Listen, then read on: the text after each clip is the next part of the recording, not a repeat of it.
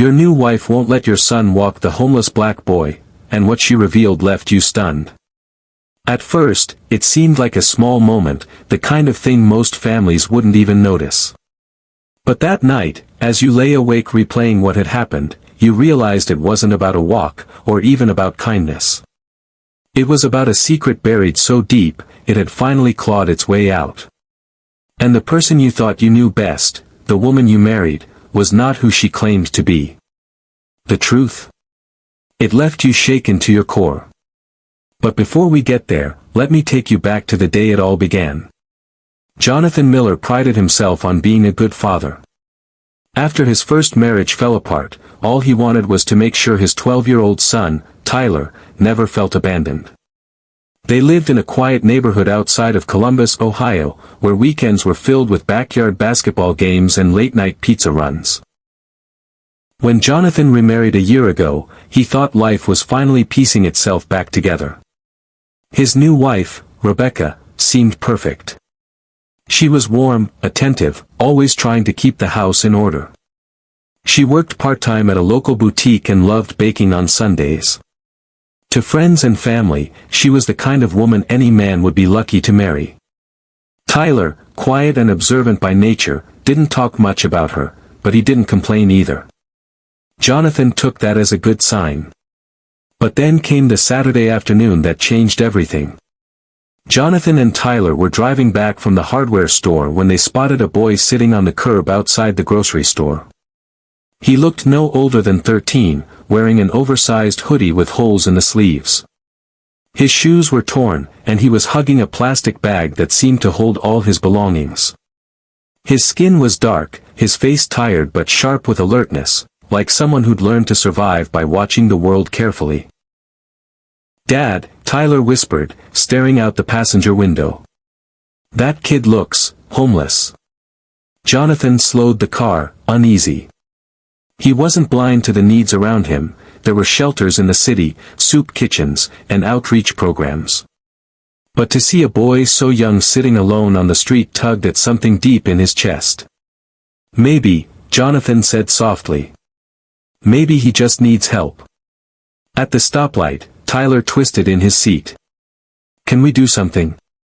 Like, maybe walk him home? Or just, ask if he's okay?" Jonathan hesitated. It wasn't unusual for Tyler to want to help people, the boy had always had a tender heart. His mother used to say Tyler saw the world differently, like he could feel other people's pain in his bones. Jonathan was proud of that. "Let's see what your stepmom thinks," Jonathan finally said. When they got home, Rebecca was setting a pie on the counter. Jonathan mentioned the boy in passing, expecting maybe a shrug, maybe mild concern. Instead, Rebecca's face froze. "Don't you dare," she snapped, the warmth draining from her voice. "Don't you dare bring that boy here." Jonathan blinked. "I didn't say bring him here. Tyler just thought maybe we could walk with him, see if he's okay." "No," Rebecca cut in, sharper now. Her hands trembled as she set the pie down. "Absolutely not. I don't want either of you near him." Tyler frowned. "Why not?" He looked scared. He didn't even have decent shoes. "I said no." Rebecca's voice cracked like a whip. She pressed a hand to her chest, breathing hard. "You don't know what kind of trouble kids like that bring. You're not walking him anywhere. Do you understand?" The room went silent. Tyler's eyes darted from his father to his stepmother, confused and hurt. Jonathan felt the tension coil in his stomach. Rebecca wasn't usually harsh with Tyler, but the way she shut him down was more than strict, it was fear. "Rebecca," Jonathan said carefully, "he's just a boy. He can't be more than 13. Rebecca turned away, her shoulders stiff. "I don't care. Leave it alone." Tyler muttered something under his breath and stomped upstairs. The slam of his bedroom door echoed through the house. Jonathan lingered in the kitchen, watching his wife wipe her hands on a dish towel, her back still to him. Something was off. He'd never seen her react this way, not even close. Becca, he said gently, what's really going on? Why did you react like that? But she only shook her head, whispering, just let it go. That night, Jonathan knocked on Tyler's door. His son was lying in bed, headphones on, staring at the ceiling. He pulled them off when he saw his dad. Why doesn't she want to help him? Tyler asked immediately. It's not fair, Dad. He's a kid, like me. What if I was out there? Wouldn't you want someone to walk me? Jonathan sat at the edge of the bed, his heart heavy. I don't know why she reacted that way. But you're right, it isn't fair. Tyler's voice trembled. He looked so lonely. Jonathan rested a hand on his son's shoulder. I'll see what I can do. But promise me you won't go to him alone. Not yet. Tyler nodded reluctantly, but Jonathan could see the fire in his boy's eyes. He knew Tyler wouldn't let this go. The next day, after church, Jonathan took a drive by the grocery store again. Sure enough, the boy was still there, sitting on the same curb, the same plastic bag clutched to his chest. Jonathan's heart twisted. When he came home, he found Rebecca in the living room folding laundry. He decided to try again. Rebecca, he began, that boy is still out there. He hasn't moved. I can't just ignore this. Her hands froze over a shirt. Jonathan, please, she whispered, her voice cracking this time. You don't understand. We can't get involved with him. Why not? Jonathan pressed. What is it about him that scares you so much? Rebecca's eyes welled, but she didn't answer. She simply shook her head, folding the shirt with trembling fingers. Jonathan knew then that whatever this was, it wasn't simple prejudice or overprotectiveness. It was something deeper, something tied to her past. And he wasn't sure he was ready for the answer. But Tyler was. That evening, while Rebecca was upstairs showering, Jonathan found Tyler slipping on his sneakers by the front door. Where are you going? Jonathan asked. Tyler's jaw clenched. To walk with him. If she won't help, I will. Jonathan opened his mouth to argue, but stopped. Looking at his son, he realized there was no stopping him. The compassion in Tyler's eyes was the same thing that made Jonathan proud to be his father. And maybe, just maybe, walking with that boy was exactly what needed to happen to uncover the truth. Jonathan grabbed his own jacket. All right. But I'm coming with you. They drove to the grocery store and parked a little down the block. As they approached, the boy looked up, wary but hopeful. Hey, Jonathan said gently. You hungry? The boy hesitated, then nodded. Tyler grinned. See, Dad? He just needs someone to care. Jonathan smiled faintly, but in the back of his mind, he wondered what kind of storm this small act of kindness was about to unleash. Because when Rebecca found out, everything, every secret she had buried, was going to come crashing to the surface. The boy ate slowly, his hands trembling as he unwrapped the sandwich Jonathan had bought from the deli down the street. Tyler sat cross-legged beside him on the curb, chattering like they'd been friends forever. My name's Tyler, he said brightly. What's yours? The boy hesitated, glancing at Jonathan before answering. Marcus, he murmured. Jonathan gave him a reassuring smile. It's good to meet you, Marcus. You been out here long? Marcus lowered his gaze, nodding faintly. Few weeks. Been moving around, though. It's not easy. Tyler's brow furrowed. Don't you have family? Someone to stay with? Marcus' shoulders stiffened. For a moment, he said nothing. Then he whispered, not anymore. Jonathan felt a pang in his chest. He wanted to press further, but the haunted look in Marcus' eyes stopped him. Instead, he handed him a bottle of water. Well, you're safe for now, Jonathan said softly. The three of them sat quietly, the city traffic buzzing behind them. To anyone passing by, it was just a father, his son, and a friend. But Jonathan knew that back home, Rebecca's reaction loomed over them like a storm cloud.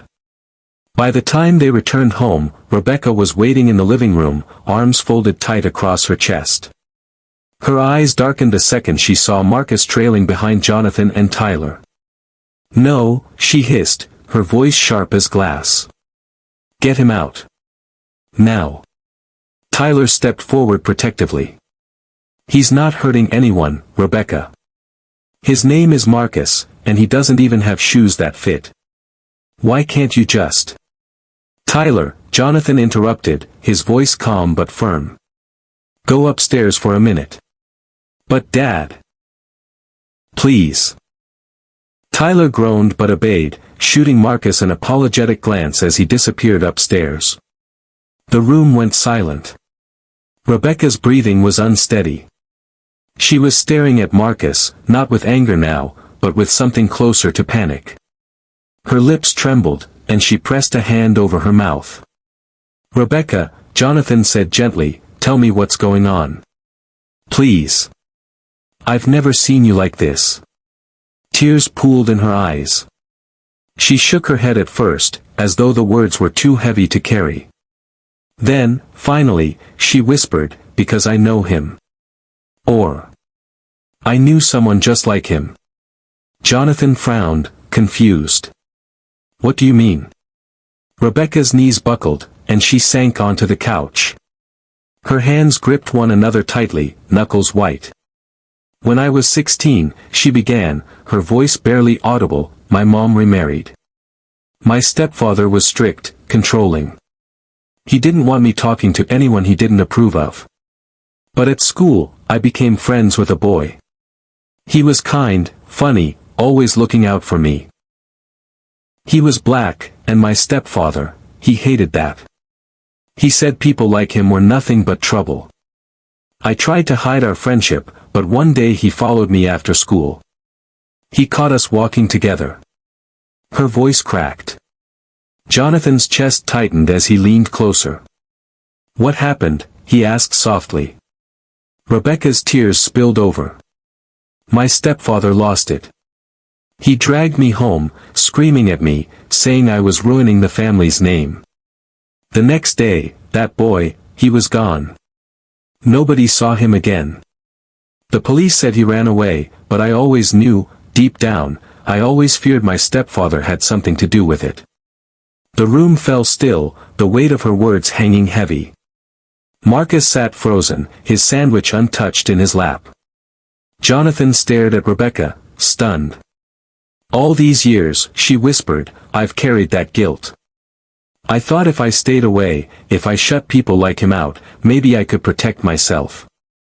But really, I was just burying the truth. When I saw Marcus, it was like seeing my friend all over again. I couldn't face it. I couldn't face the guilt." Jonathan's throat tightened. He had married a woman who carried a wound so deep it shaped her every fear, and he'd never known. Marcus finally spoke, his voice quiet but steady. "I'm not your stepdad. I'm not that boy either. But I know what it feels like to be left behind." Rebecca looked at him, her lips quivering. For the first time, her eyes softened. Later that night, after Marcus had showered and eaten properly, Jonathan made calls. He contacted a local outreach center, one that specialized in helping homeless youth. They agreed to meet Marcus in the morning, to set him up with a safe place to stay. But before the boy went to bed in the guest room, Tyler tugged at his dad's sleeve. "Can we keep him? Just for a while?" Jonathan smiled sadly. "We'll help him, son. That's what matters." When Tyler went upstairs, Jonathan lingered in the living room where Rebecca sat in silence. She looked small, almost childlike, her hands folded in her lap. "I never told anyone," she whispered. "Not even my mother. She wouldn't have believed me." Jonathan knelt beside her, taking her hands. "You don't have to carry this alone anymore. But you can't let fear make you push away the people who need you. Especially not a child." Rebecca broke down then, sobbing into his shoulder. For the first time, Jonathan understood that her anger wasn't about Marcus at all, it was about the ghost she had never faced. The next morning, Marcus met with the outreach workers. They promised him clean clothes, a safe bed, and a mentor to help him back on his feet. When they asked if he had any dreams, Marcus looked shyly at Tyler before answering. I just want to go back to school. I want to be somebody. Tyler grinned. You already are somebody, Marcus. Jonathan's eyes stung at his son's words. He realized then that Tyler was teaching all of them what compassion really looked like. Before Marcus left, Rebecca pulled him aside. Her hands shook, but she looked him in the eye. I'm sorry, she whispered. I was wrong to judge you. You didn't deserve that. None of you ever did. Marcus nodded, his expression solemn but forgiving. Thank you. Weeks passed, and life began to settle again. Marcus stayed connected through the outreach program, and Jonathan often drove Tyler to visit him on weekends.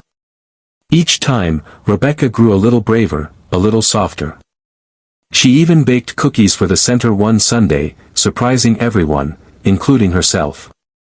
One evening, as Jonathan tucked Tyler into bed, his son asked, Dad, do you think Marcus will be okay? Jonathan smiled gently. I do. Because he's got people who care now. And sometimes, that's all it takes to change a life. Tyler nodded thoughtfully, then whispered, I'm glad we didn't walk away. Jonathan kissed his forehead, his heart swelling with pride. Me too, son. Me too. Looking back, Jonathan realized the moment Rebecca tried to stop them from helping Marcus wasn't the end of something, it was the beginning. It forced her to confront a secret that had haunted her for decades. And in facing it, she found healing she never thought possible. For Jonathan, it was proof of what he'd always believed, kindness is never wasted. And for Tyler, it was the lesson of a lifetime, that sometimes, the bravest thing you can do is stop and walk with the person everyone else chooses to ignore. Because in doing so, you might just uncover not only their truth, but your own.